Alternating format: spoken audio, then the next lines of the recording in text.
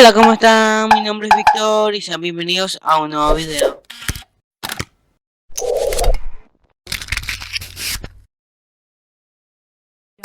En este video te estaré enseñando cómo crear contornos de texto en Photoshop. Para eso vamos a ir a archivo, nuevo. En anchura le voy a dar 1280, en altura 320, en resolución 72. Ahora le damos en crear. Ahora vamos a ir a la herramienta de texto. Yo voy a estar utilizando una fuente llamada Bebas, te la estaré dejando en la descripción. Y escribimos lo que queramos. Con control T agrandamos y centramos. Ahora vamos a ir a opción de difusión. Y en fusión avanzada le vamos a quitar la opacidad de relleno. Ahora vamos a ir a trazo. Aquí pueden elegir el tamaño del trazo y también le pueden cambiar el color. Ya se ha quedado nuestro texto. Espero que te haya gustado este video. No olvides suscribirte, darle like, activar la campanita. Nos vemos hasta la próxima.